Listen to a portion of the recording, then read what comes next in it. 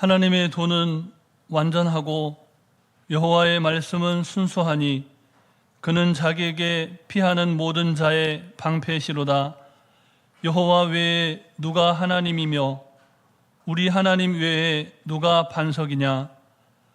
하나님은 영이시니 예배하는 자가 영과 진리로 예배할지니라. 아멘.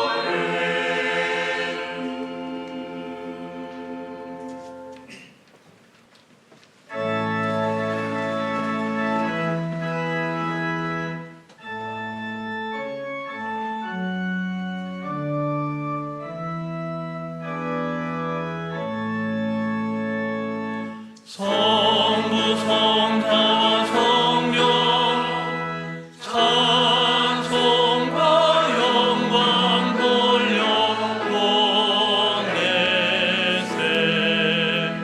태초로 지금까지 또 영원 무궁토록 성삼위께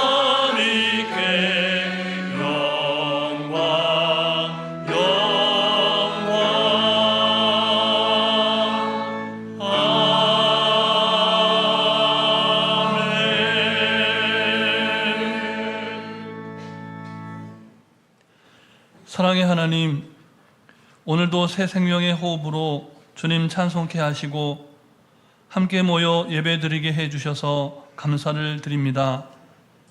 이 시간 거룩하신 하나님만 바라보며 우리가 지은 모든 죄를 자백하며 나아가오니 회개하는 마음으로 주님 앞에 서 있는 우리를 정결하게 해주시고 예수님의 보혈로 씻어 다시 새롭게 하옵소서.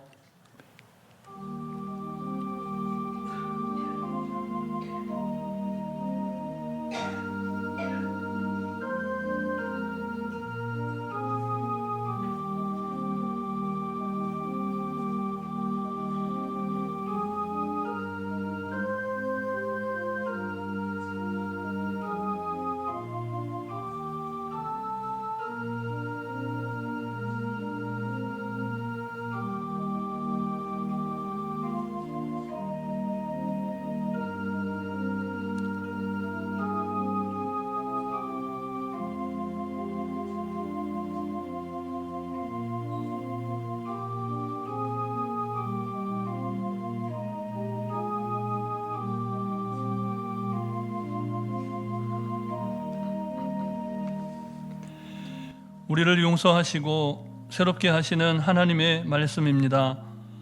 오라, 우리가 서로 변론하자. 너희의 죄가 주홍 같을지라도 눈과 같이 희어질 것이요 진홍같이 붉을지라도 양털같이 희게 되리라. 아멘. 이제 사도신경으로 우리 신앙을 고백하오니 나는 전능하신 아버지 하나님 천지의 창조주를 믿습니다. 나는 그의 유일하신 아들 우리 주 예수 그리스도를 믿습니다. 그는 성령으로 잉태되어 동정녀 마리아에게서 나시고 본디오 빌라도에게 고난을 받아 십자가에 못 박혀 죽으시고 장사된 지 사흘 만에 죽은 자 가운데서 다시 살아나셨으며 하늘에 오르시어 전능하신 아버지 하나님 우편에 앉아 계시다가 거기로부터 살아있는 자와 죽은 자를 심판하러 오십니다. 나는 성령을 믿으며 거룩한 공교회와 성도의 교제와 죄를 용서받는 것과 몸의 부활과 영생을 믿습니다. 아멘.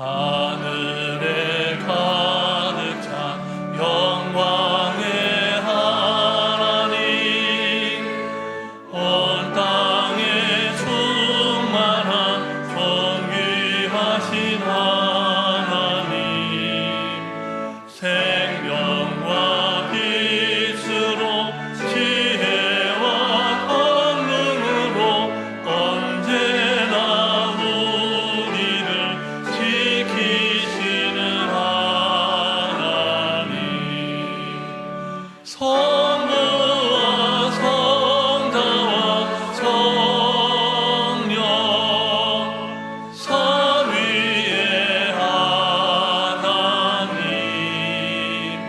우리 예배를 받아주시옵소서.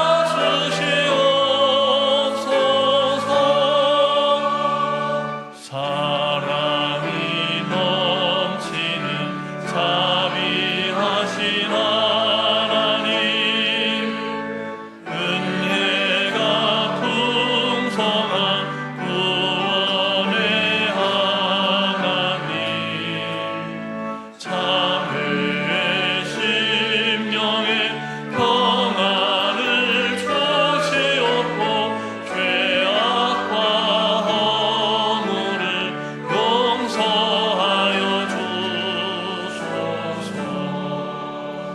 찬송과 영광과 생명 구원의 하나님, 우리 예배를 받아주시옵소서.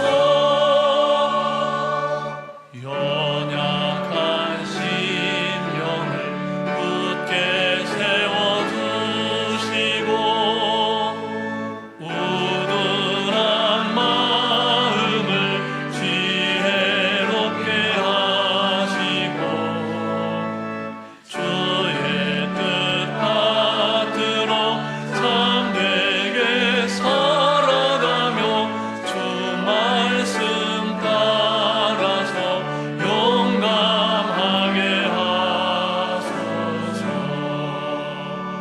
권능과 지혜와 사랑, 은혜의 하나님, 우리 예배를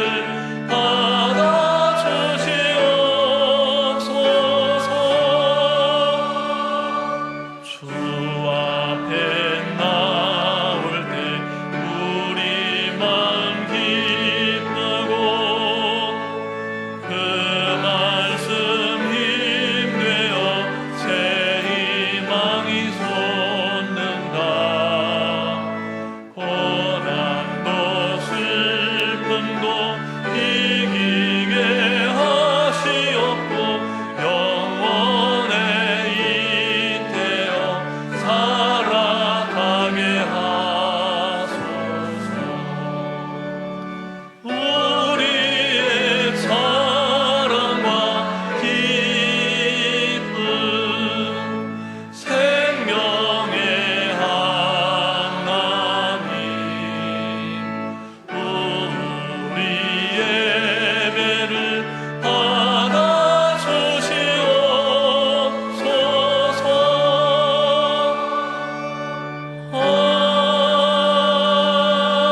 아멘.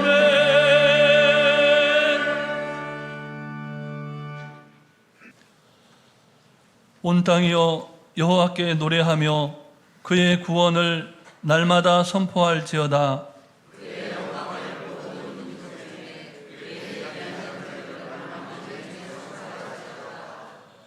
여호와는 위대하시니 극진히 찬양할 것이요 모든 신보다 경외할 것이며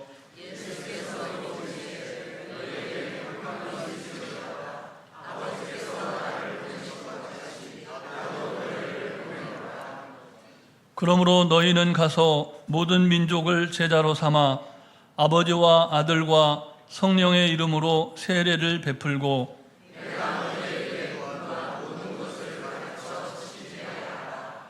볼지어다 내가 세상 끝날까지 너희와 항상 함께 있으리라 하시니라.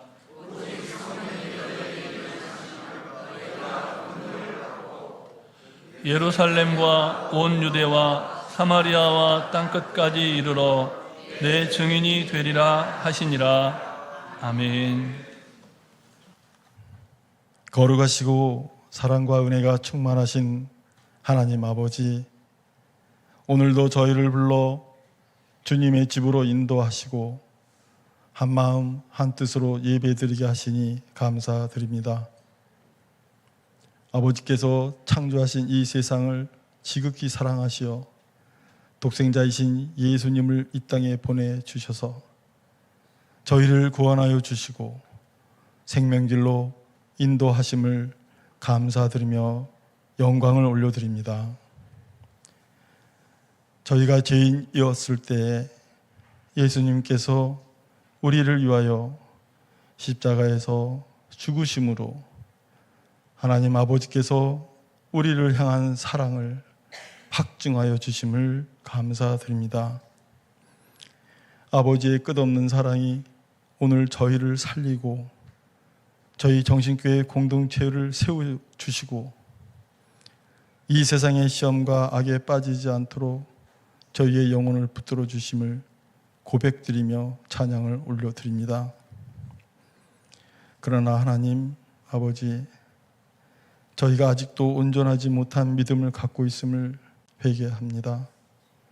쉽게 분노하고 또 쉽게 믿음을 타협하며 사랑하기보다는 남을 판단하기를 더 자주 하였습니다. 그리스도께서 고난을 기쁨으로 인내하시면서 십자가를 끝까지 지시며 저희를 구원하시고자 목숨을 바쳤음을 알고 있으면서도 지극히 이기적이고 성령님의 음성에 귀를 기울이지 않고 세상의 여러 가지 소리에 마음을 빼앗겨 살아가고 있음을 회개합니다. 성령님을 따라서 살기보다는 이 세상의 육신의 삶을 최우선적으로 생각하고 살고 있음도 회개합니다. 아버지, 저희의 믿음이 연약함을 불쌍히 여기시고 긍휼을 베풀어 주시옵소서. 저희의 죄를 다시 한번 간구하오니 용서하여 주시옵소서. 사랑의 하나님, 저희 안에 하나님의 사랑을 부어 주시옵소서. 우리의 상한 영혼을 치유하시고 깨어진 관계를 회복시켜 주시며 이 세상 삶의 환난과 시험 가운데서도 더욱더 믿음을 굳게 지키며 넉넉히 이기게 하여서 매일매일 승리하는 삶을 살아갈 수 있도록 성령님께서 도와주시옵소서. 그리하여 저희가 가정에서 서로를 기다리고 받아들이고 교회 안에서 저희 형제들을 서로 용납하고 서로 세워주는 마음을, 또한 이 세상 속에서 진리와 공의를 붙들고 끝까지 살아내가는 인내를 허락하여 주시옵소서. 하나님 아버지, 오늘 저희 예배 가운데 충만히 성령님께서 돌보아 주셔서 오늘 강단에 세워주신 김태현 목사님을 축복하시며 진리의 말씀을 선포하실 때 풍성한 은혜의 샘물이 흘러넘치게 하여 주시옵소서. 목사님의 그리스 선교 사역과 성지 연구소 및 선교센터 설립 등 하시고자 하는 사역 모든 일에 성령님께서 능력을 부어 주시옵소서. 그리하여 주님께서 칭찬하는 선교사님이 될 수 있도록 주께서 축복하여 주시옵소서. 저희 임마누엘 찬양대의 찬송을 연락해 주시옵소서. 그들의 찬송이 하나님께 전달되길 바랍니다. 저희 담임 목사 청빙위원회의 위원들이 매주일 오후에 자원봉사함으로 어려운 일을 해나가고 있습니다. 주님, 이것도 기억해 주시옵소서. 그들의 수고를 생명책에 기록하여 주시옵소서. 이 예배의 모든 찬양과 영광을 우리 삼위일체 하나님께 올려드리면서 끝까지 인내하심으로 십자가를 지신 우리의 구주 예수 그리스도의 이름으로 기도드립니다. 아멘.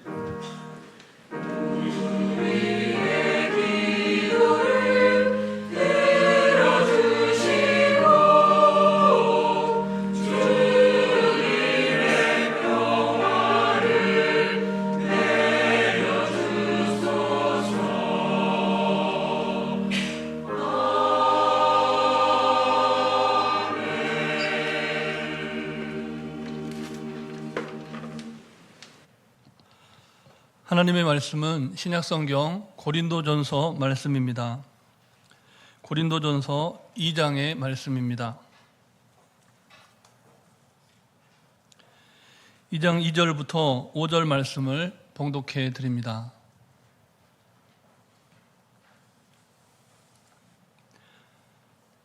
내가 너희 중에서 예수 그리스도와 그가 십자가에 못 박히신 것 외에는 아무것도 알지 아니하기로 작정하였음이라.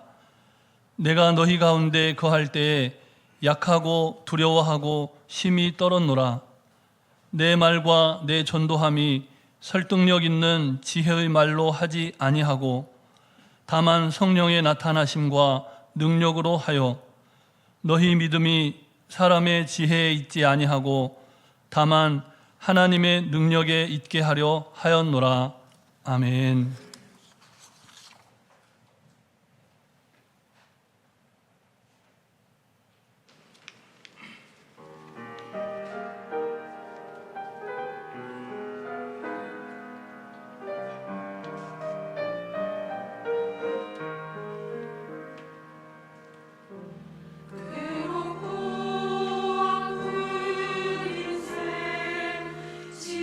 친구도 나도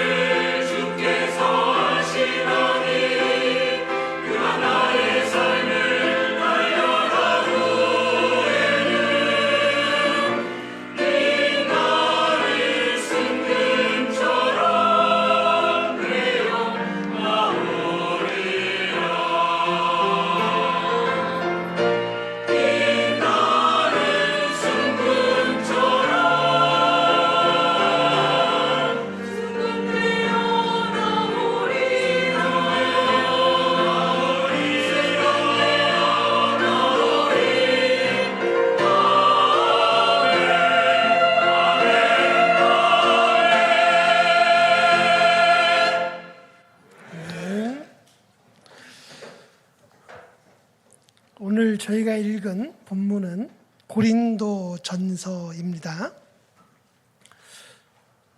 신약 성경의 많은 성경책 중에 고린도전서는 16장으로 되어 있고요. 고린도후서는 13장으로 되어 있습니다. 두 개를 합치면 29장이죠. 다른 성경 중에 가장 긴 성경이 마태복음이 28장이고 사도행전이 또 28장입니다. 그러면 신약 성경 중에 가장 긴 성경이 고린도 전서와 후서입니다. 사도 바울은 어떻게 그렇게 긴 이야기를 한 교회에 보내는 서신에 쓸 수 있었을까요? 여러분, 길다는 것 자체가 의미가 있습니다. 왜냐하면 제가 여러분들하고 개인적으로 대화를 해본 적이 없는데 제가 좀 신기하게 생겨서 누군가 저와 대화를 하고 싶으셔가지고 저와 자리에 앉으셔가지고요 10분쯤 제게 이것저것 여쭤보시면 더 이상 할 말이 없습니다. 괜히 눈치만 살랑살랑 보고 이제 가야 되는데 이런 느낌이 들거든요. 그런데 어젯밤에 같이 주무셨던 분과는 매일 같이 사는데 또 하루 종일 조잘조잘 생각해보면 기억도 안 나는 얘기를 계속 하는 거예요. 왜 그럴까요? 두 사람 사이에는 남들이 모르는 깊은 것을 알고 있어서 계속해서 이야기할 거리가 있다는 뜻입니다. 사도 바울이 고린도 교회에 이렇게 긴 서신을 쓸 수 있는 이유는 고린도 교회에 대하여 깊이 알았다는 뜻이고 고린도 교회의 모든 상황과 성도들 개인 개인에 대해서도 애정과 따뜻함으로 이해하고 있었다는 뜻입니다. 그렇다면 고린도는 어떤 도시일까요? 고린도 역시도 그리스 시대의 고린도와 로마 시대의 고린도로 나누어서 생각해야 되는데 그리스 시대의 고린도는 강성한 도시 국가여서요. 로마가 그리스를 침입했을 때 가장 끝까지 싸운 용맹한 도시입니다. 고린도에는 이렇게 생긴 아주 높은 언덕이 있는데 사방에서 어디에서도 올라가기 어려운 요새고요. 높이가 600m가 넘어서 그곳을 아크로 고린도라고 부릅니다. 그런데 그 높은 산 꼭대기 위에 샘물이 나와요. 그러니까 침입하기 힘든 곳에 물까지 나오니 언제나 저항할 수 있는 겁니다. 그래서 로마의 침입을 끝까지 저항한 그리스도의 도시국가가 고린도이고요. 그것이 얄미운 로마는 너무 화가 나서 고린도를 완전히 멸망시켰습니다. 성경의 표현대로 하면 돌 위에 돌 하나 남김없이 폐허로 만들었어요. 그런데 로마 시대에는 사도 바울이 선교하던 그 시대에는 고린도가 인구 30만이 넘는 거대한 대도시였거든요. 그 짧은 시간 동안 어떻게 그렇게 새로운 고린도가 만들어졌을까? 로마의 위대한 지도자인 시저가 BC 40년에 고린도를 재건하라고 명해서 만든 도시가 고린도예요. 여러분, 지도자가 제일 잘해야 되는 것은 지도를 보는 일입니다. 실제로 지도자의 위대한 덕목 중에 하나가 정확하게 지도를 알고 있는 거예요. 고린도는 그런 측면에서 지도에 지리적으로 아주 위대하다라고 볼 수 있어요. 아재 개그긴 하지만 살짝 웃으시면 표정이 좋아질 텐데 힘드시겠어요, 참느라고. 어쨌든 지도자의 덕목 중에는 보면 고린도가 이렇게 생겼는데, 좀 이따 지도를 보면, 고린도를 보면 오른쪽으로 보면 에베소가 있고요, 왼쪽으로 보면 로마가 있어요. 로마 시대에 로마를 다스리는 두 단어는 빵과 서커스로 다스립니다. 빵이란 무엇이냐면 무상급식을 말해요. 로마는 전 로마인들에게 매일 무상급식으로 빵을 나눠줬습니다. 그런데 그 많은 밀이 어디에서 생산되냐면 에베소가 있는 소아시아, 그리고 이스탄불 위쪽에 있는 흑해 지역, 그 지역이 가장 많이 밀이 나는 곳이에요. 그래서 그 밀을 모아서 로마로 보내는 도시가 에페소입니다. 문제는 에페소에서 로마로 가는 방법이 배로 가는 건데요. 그 시대의 배는 나무로 만들어졌고요.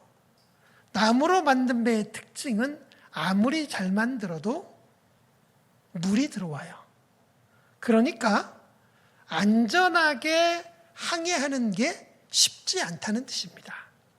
특별히 당시에는 먼 바다를 항해하는 배는 두 번 보지 못한다는 격언이 있었습니다. 로마로 가는 길이 아래로 쭉 지중해로 돌아가면 거리가 멀어서 풍랑을 만나기 쉽고 침몰하기 쉬웠다. 실제로 사도 바울이 풍랑을 만난 곳도 아래쪽 먼 바다입니다. 그렇다면 가장 안전한 길은 무엇일까라고 할 때 고린도 오른쪽에 있는 바다를 보면, 다시 원래대로 가주세요. 오른쪽에 있는 바다를 보면 작은 섬들이 많거든요. 그리스가 6,000개의 섬을 가진 나라입니다. 그 섬 사이로 배가 가면 방파제 사이로 가는 것처럼 안전하게 고린도까지 올 수 있는 거예요. 그래서 고린도에서 에페소로 또 아테네로 가는 항구가 겐그리아라는 항구가 있었고요. 사도 바울이 머리를 자른 항구지요. 또한 고린도에서 이제 왼쪽 편 로마로 가는 레카이온이라고 하는 항구가 있었습니다.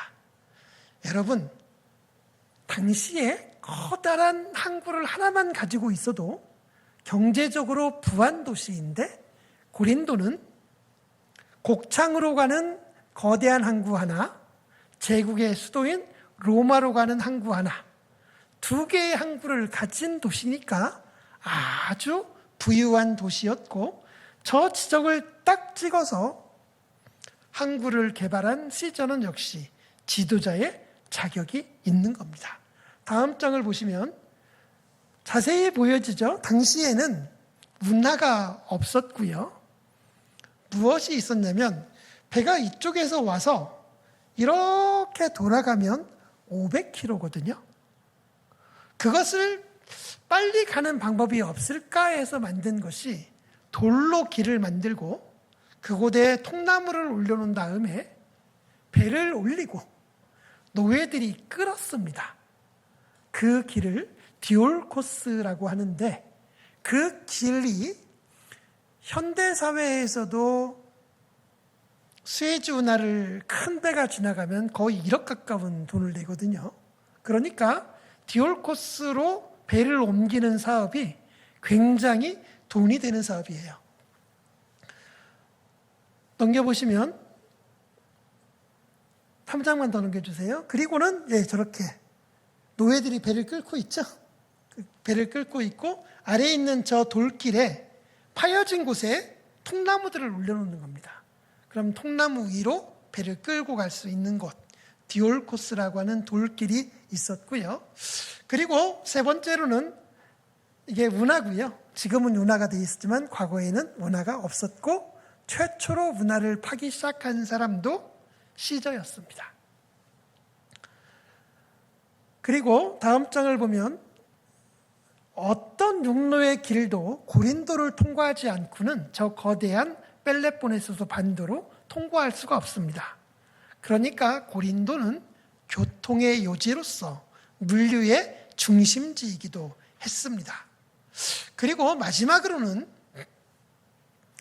고린도와 그리스 대부분 나라의 주요한 생산품이 올리브로 만든 올리브유와 포도로 만든 와인, 이 두 개가 주요 수출 품목인데 얘네들 둘 다 액체거든요. 그러니까 보따리에 쌀 수가 없고 어디에 담아야 되냐면 토기에 담아야 됩니다. 일찍이 고린도는 토기 산업의 메카였고요. 여러분이 보시는 저 토기들이 지금부터 3,000년이 넘은 것들입니다. 그러니까 고린도가 얼마나 토기 생산에 강한 곳인지를 보여주는 거죠. 이렇게 고린도는 많은 이유로 부강한 도시 국가가 되었고, 그러자 엄청나게 많은 사람들이 몰리는 거대한 도시로, 바울 당시에는 약 30만 명이 모이는 도시로 성장하게 되었습니다. 사도 바울의 선교는 언제나 대도시 중심이었기 때문에 고린도 역시도 바울 선교에 있어서 가장 중요한 도시였는데요. 바울 사도가 고린도에서 선교했던 그 마음을 담아놓은 글이 오늘 있는 본문입니다. 오늘 본문에 보시면 이런 말씀이 있죠. 내가 너희 중에서 예수 그리스도와 그의 십자가에 못 박히신 것 외에는 아무것도 알지 아니하기로 작정하였다.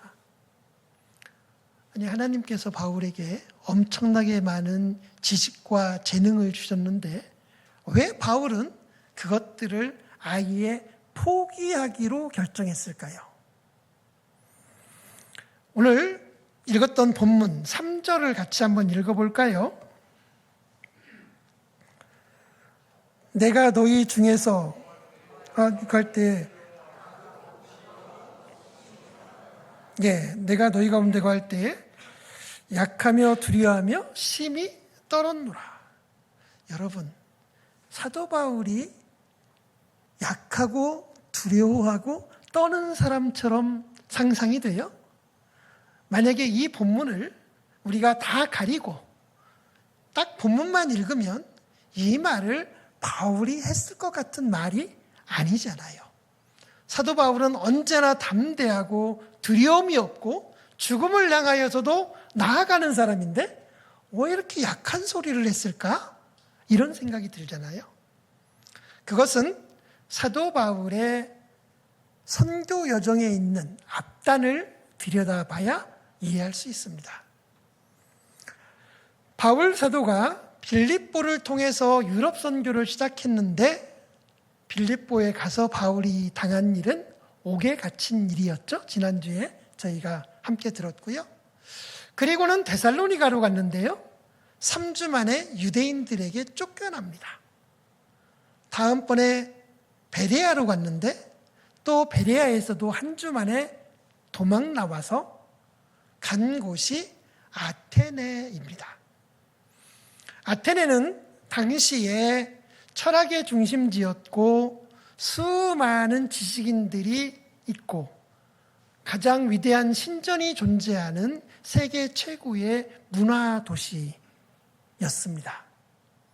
그곳에서 바울은 스토아 학파 사람들과 에피쿠로스 학파 사람들, 철학자들과 논쟁을 벌이다가 그들에게 끌려 올라가서 아레오파고스 언덕에서 설교를 하시게 되거든요.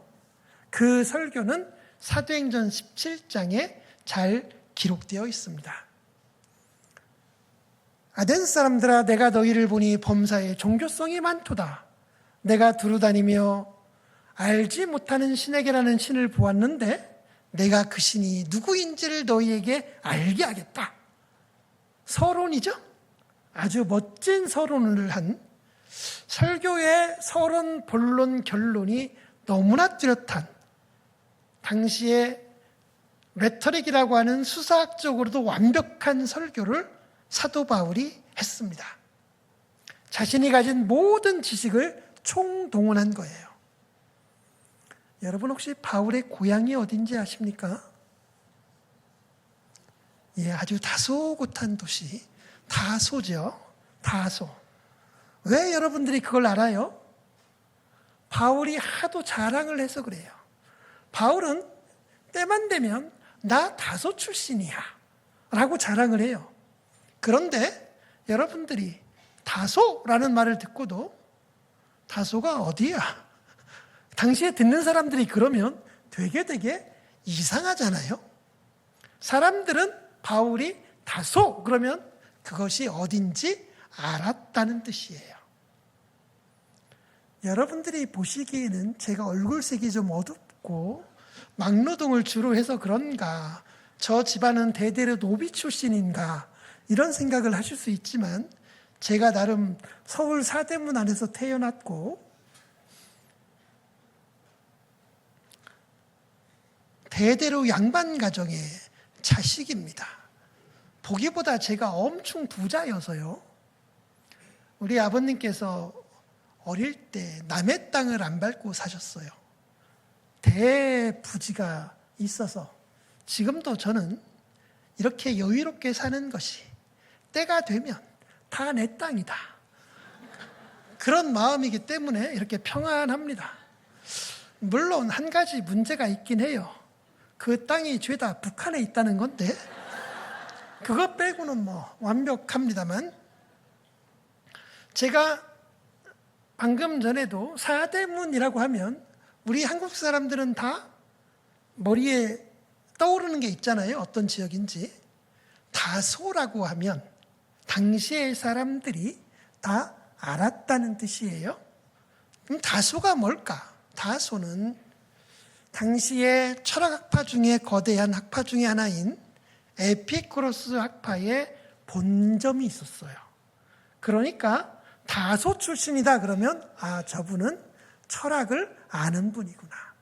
저분은 당대에 공부를 한 사람이구나. 그래서 사도 바울은 언제나 다소를 말할 때에 가말리엘 문화를 같이 얘기합니다. 길리기아 다소 출신이며 베냐민 지파이고 가말리엘 문화에서 공부했다. 나는 철학도 완벽하게 알고 있고 나는 유대교적인 율법도 완벽하게 알고 있다. 그 말이에요. 그러니까 사도 바울의 마음속에는 사실은 어떤 마음이 있냐면 나는 지식적으로 나름 완벽하다. 그런 마음이 있는데 그런 그가 오늘 본문에 보니까 나는 내가 알고 있는 모든 것을 모르는 것으로 하겠다. 이런 말이잖아요. 왜냐하면 사도 바울이 그렇게 멋진 철학적인 설교를 아테네에서 했는데도 불구하고 그 설교가 실패했기 때문입니다. 자신이 가지고 있는 모든 지식과 지혜를 총동원해서 사람들을 설득하려고 했는데 그것이 전도와 이어지지 않는 것을 보고 그는 굉장히 실망했습니다. 그리고 고린도에 와서 바울의 마음을 적은 글이 오늘 여러분이 읽었던 3절입니다. 뭐라고요? 약하고 두려워하며 심히 떨었노라. 왜요? 방법이 없으니까요. 내가 가진 지식으로, 내가 가진 힘으로, 내가 가진 능력으로 선교에 열심을 내고자 하지만 그것으로 복음 전파가 안 되는 것을 보고 두려운 거예요. 나는 안 되는 사람이구나.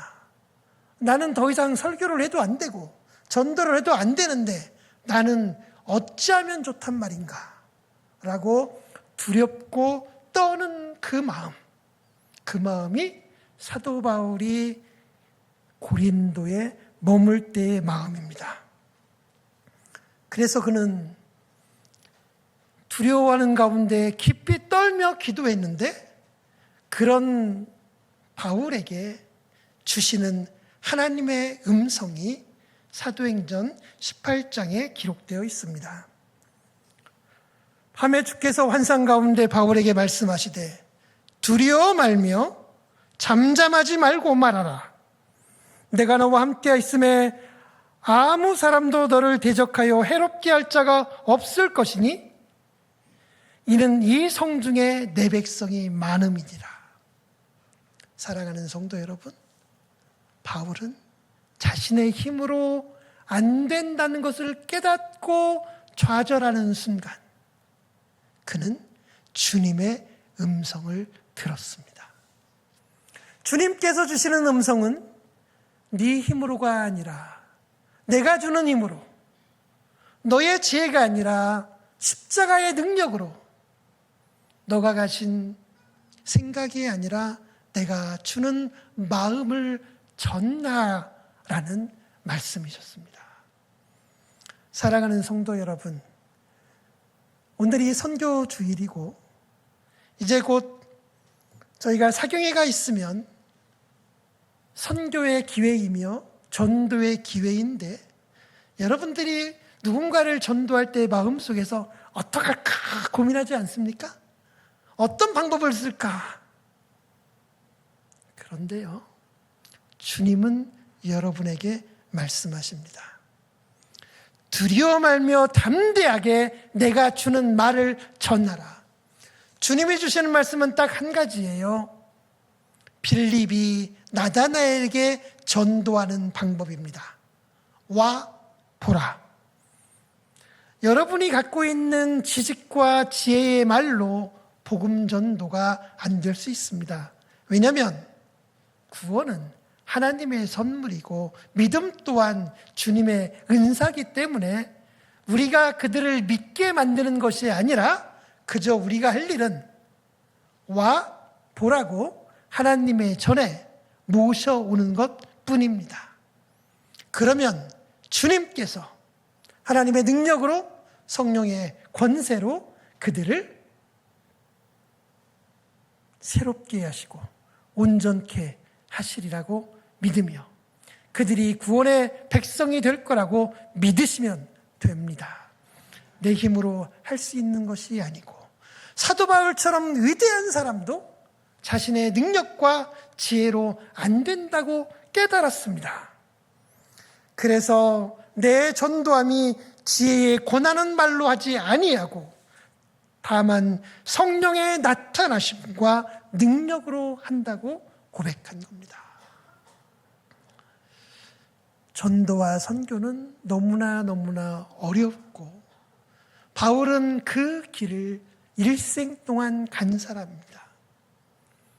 바울의 길과 나의 길이 달라 보이지만 바울이 했던 고민을 우리가 또 하기에 어쩌면 우리는 같은 길을 걷고 있는 것입니다. 사랑하는 성도 여러분, 이번 사경회가 하나님의 복음을 전하는 때를 얻든지 못 얻든지 복음을 전한다고 하는 사도 바울의 마음을, 그의 길을 나의 삶에서 걷는 여정이 꼭 되시기를 간절히 바랍니다. 바울 사도는 또한 이렇게 어려운 길에서 고린도에 왔지만 성령의 도우심을 깨달은 후에는 그는 그곳에서 1년 6개월이나 머물며 선교에 열심을 다했고 하나님의 선교가 풍성하게 일어났습니다. 그런 그가 1년 6개월의 선교를 마친 후에는 다음 후계자로 목회자를 세운 후에 자신은 에베소로 갔지요. 그런데 바울이 고린도 교회를 통해서 들려오는 소식들이 너무나 마음이 아팠어요. 그래서 그들을 권하기 위하여 쓴 책이 고린도 전서와 후서입니다. 고린도 교회는 가장 큰 문제가 파벌이 있었는데요. 나는 바울에게, 나는 아볼로에게, 나는 게바에게, 나는 그리스도에게 속했다. 4개의 분파가 있었습니다. 그런데 이 4개의 분파 중에 우리가 딱 기억하는 것은 바울은 교회를 세운 사람이잖아요. 아볼로는 바울 다음에 사역하신 분이에요. 그리고 교회는 나는 주님만 바라봅니다. 이런 분이 있어요. 문제는 3번째 분이세요. 3번째가 게바죠. 게바가 누구예요? 베드로. 왜 이분이 문제가 되냐면, 여러분, 제 친구 중에 친한 목사가 한 명 있는데 김준표라고 해요. 여러분이 김준표를 모르죠? 그런데 정신교회에 김준표 목사파가 있으면 이상해요, 안 이상해요? 이상하잖아요. 똑같아요. 게바는요, 베드로는 고린도 교회에 온 적이 없어요. 그런데 왜 교회에 게바파가 있을까? 왜 베드로파가 있을까? 이상한 일이에요, 이게. 왜냐하면 사도 바울에게는 언제나 그를 힘들게 한 적대자가 2군데가 있었는데, 한 팀은 유대인이고요. 또 한 세력은 바울의 이신 측이 믿음으로 구원을 얻는다는 것을 반대하고, 예수를 믿어도 율법을 지켜야 하고 할례를 행해야 된다는 유대주의자들이 있었어요. 그 유대주의적 기독교인들의 총대장이 주의 형제 야고보이고, 그의 행동대장적인 사람이 베드로예요. 그러니까 게바파가 있었다는 뜻은 사도 바울의 믿음으로 구원을 얻게 하는 복음이 아닌 다른 복음을 전하는, 그래서 바울을 반대하는 사람들이 교회 안에 있었다는 뜻이에요. 이것은 바울에게 너무나 힘든 과제였거든요. 우리는 바울을 사도 바울이라고 부르지만 사도가 되는 조건이 몇 개 있습니다. 1번, 예수님의 제자는 사도예요. 2번, 예수님께 직접 가르침을 받은 사람이 사도예요. 바울은 예수님께 직접 가르침을 받았을까요? 바울은 예수님을 만나기는 했는데 다메섹에서 만났어요. 누가 봤어요? 아무도 못 봤어요.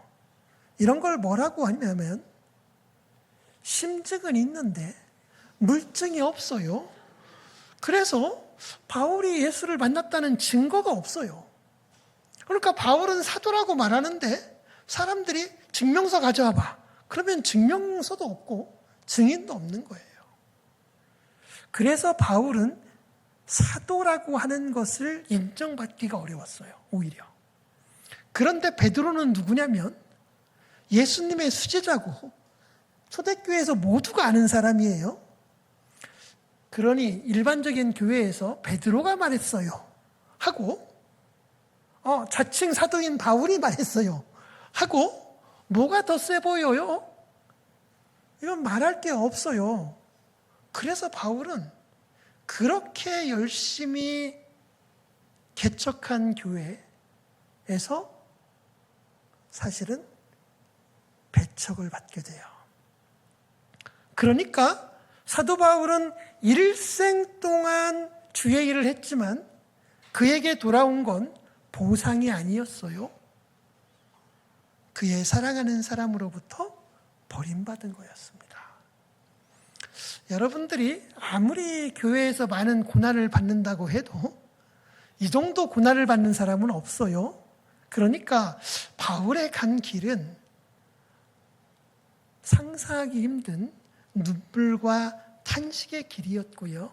바울이 간 길은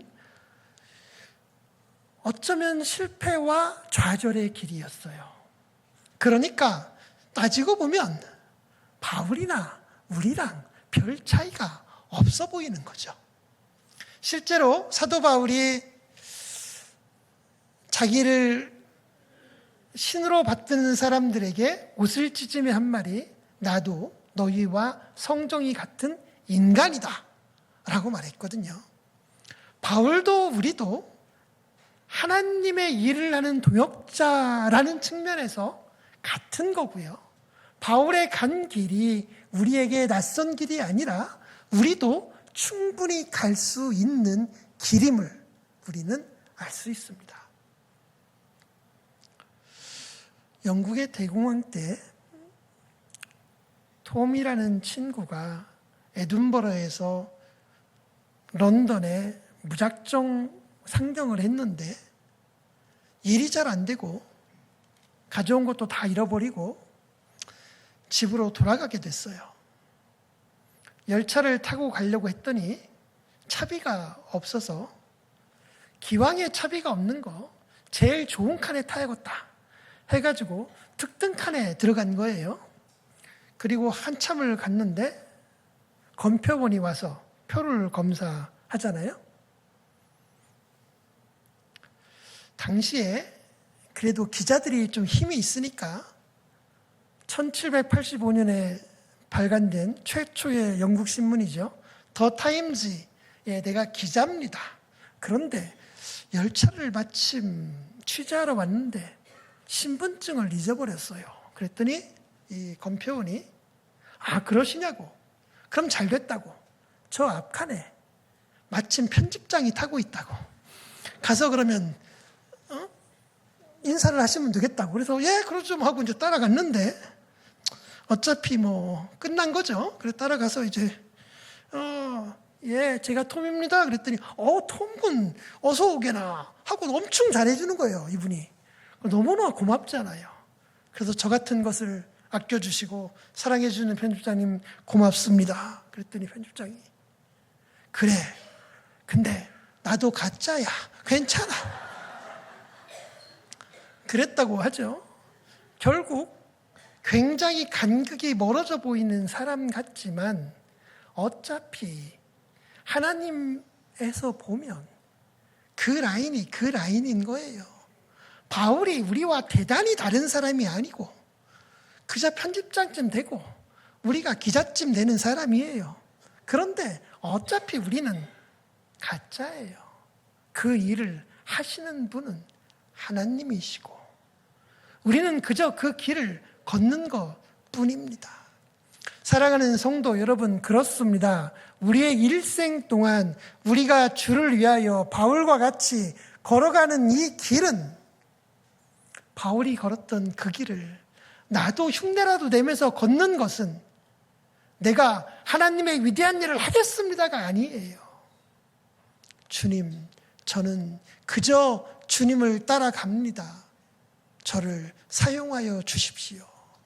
주님이 원하시면 나를 통하여 주님은 위대한 일을 하실 수 있습니다. 주님 그저 저를 써주십시오 라고 고백하면서 오늘도 매일매일 한 걸음 한 걸음 걷다 보면 하나님은 여러분들을 위대한 하나님의 사람으로 만들어 주실 것이고 바울의 길을 걷는 우리를 또한 바울과 같이 세상이 아는 하나님의 사람으로 세워주시리라 믿습니다. 이 믿음을 가지시고 오늘도 나의 길이 바울의 길이 되는 그날까지 하나님의 길을 매일매일 담대히 걸어가시는 정신의 모든 성도님들이 되시기를 주님의 이름으로 축원합니다. 기도하겠습니다. 우리를 사랑하시는 주님, 우리가 바울과 같지 아니하지만 주님 안에서 보면 다 같은 사람이며 충분히 걸어갈 수 있는 길임을 깨닫습니다. 오늘도 결단하고 주의 길을 걷겠사오니 주여 우리를 사용하여 주시옵소서. 우리를 사랑하시는 예수님의 이름으로 기도드립니다. 아멘.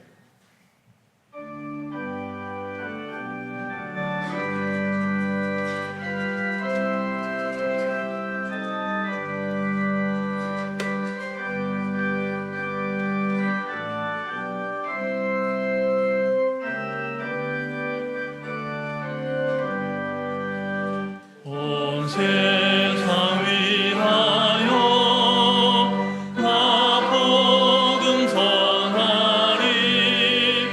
만 백성 모두 나와서 주 말씀 들으라. 죄 중에 빠져서 헤매는 자들아, 주님의 음성 듣고서 너 구원받으라. 전하고 기도해 매일 승인 되리라. 세상 모든 사람 다 듣고 그 사랑 알고로 온 세상 위하여 이 복음 전하리. 저 죄인 회개하고서 주 예수 믿으라. 이 세상 구하려 주 돌아가신 것 나 증거하지 않으면 그 사랑 모르리. 전하고 기도해 매일 증인 되리라. 세상 모든 사람 다 듣고 그 사랑 알고로 온 세상 위하여 주 은혜 임하리. 주 예수 이름 힘입어 이 복음 전하자. 먼 곳에 나가서 전하지 못해도 나 어느 곳에 있든지 늘 기도 힘쓰리. 전하고 기도해 매일 증인 되리라. 세상 모든 사람 다 듣고 그 사랑 알고로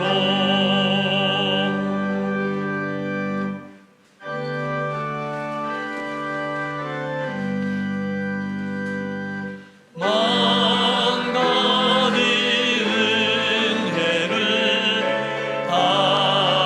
받았으니 내 평생 슬프나 즐거우나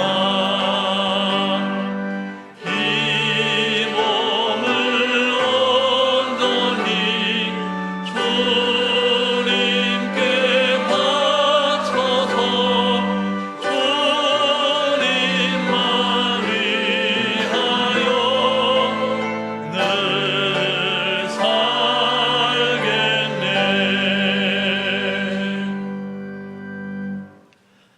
사랑의 하나님, 오늘도 우리에게 말씀 주시고 바울 사도가 걸어간 그 길이 우리도 함께 걸어가야 할 믿음의 길, 소망의 길, 사랑의 길임을 깨닫게 하시니 감사를 드립니다. 이 시간 특별히 분단된 한반도를 바라보며 기도합니다. 하나님, 우리가 밟는 모든 땅을 주님께서 우리에게 허락하실진데 분단된 남과 북이 속히 하나 되게 하시고 한 민족, 그래서 열방과 세계를 새롭게 하는 거룩한 성민 코리아로 거듭나게 하여 주시옵소서. 그 귀한 기도와 우리의 고별된 11조 예물, 감사의 예물, 각자의 형편을 따라 드린 예물을 주님께 봉헌하오니 우리의 몸과 마음과 영혼을 기쁘게 받아주시고 하나님의 영광의 임재가 있는 그곳에 복음의 역사를 이루는 구원의 은총의 통로로 쓰임받는 예물 되게 하여 주시옵소서. 우리 구주 예수 그리스도의 이름으로 기도드립니다. 아멘.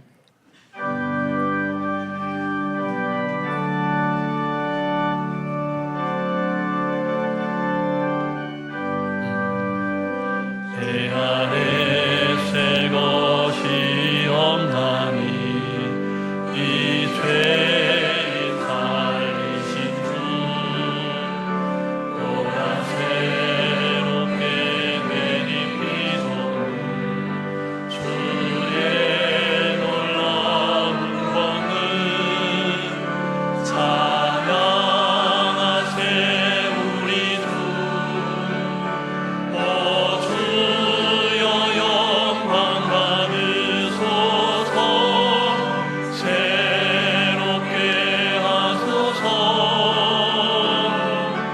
새롭게 하소서